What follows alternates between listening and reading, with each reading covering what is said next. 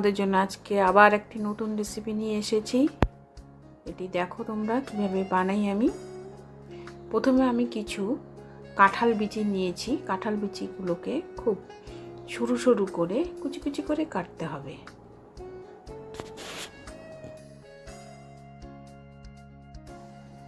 ঠিক এইভাবে কেটে নিতে হবে কাঁঠাল বিচিগুলো পাতলা পাতলা করে। এবারে আমি কিছু পাট শাক নিয়েছি।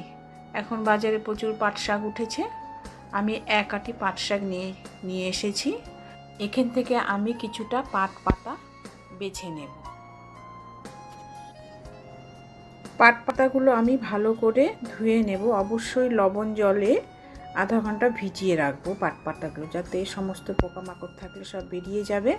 এরপরে আমি পাট পাতাগুলো খুব ছোট ছোট করে কেটে নেব। একদম ঝিরি করব না, কিছুটা ছোট ছোট করে কেটে নেব। তোমরা দেখো এইভাবে আমি কেটে নেব।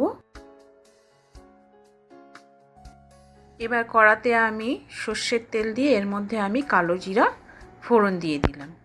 এর মধ্যে আমি কেটে রাখা কাঁঠাল বিচি ও কাঁচা লঙ্কা দিয়ে দিলাম, আর সামান্য লবণ আমি দিয়ে দিলাম।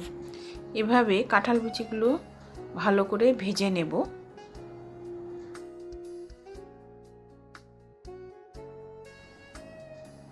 এবারে এর মধ্যে আমি হাফ চামচ হলুদ গুঁড়ো দিয়ে দিলাম। আবার ভালো করে নেড়ে নেব। বেশ খানিকটা ভাজা ভাজা হয়ে গেলে এর মধ্যে আমি পাট শাকগুলো দিয়ে দিলাম।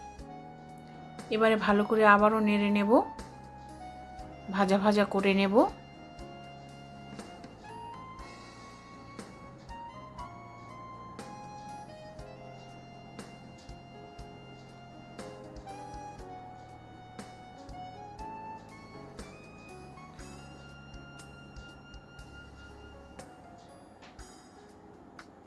এবার এর মধ্যে আমি আধ চামচ চিনি অ্যাড করে দিলাম।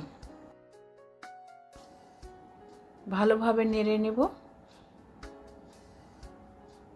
এইভাবে আমাকে পুরো শাকটা তৈরি করে নিয়ে এর মধ্যে 1 কাপ পরিমাণ জল দিয়ে দিতে হবে, যাতে শাক আর কাঁঠাল বিচিগুলো সেদ্ধ হয়ে যায়। আমি এখানে ঢাকা দেব না, ঢাকা ছাড়াই হয়ে যাবে রান্নাটি। খুব তাড়াতাড়ি রান্না হয়ে যায়, খেতেও দারুণ লাগে রান্নাটি। আপনারা বানিয়ে দেখবেন, ভালো লাগলে অবশ্যই কমেন্ট করে জানাবেন। আর নিত্য নতুন ভিডিও পাওয়ার জন্য আমাদের চ্যানেলটিকে অবশ্যই সাবস্ক্রাইব করে রাখবেন।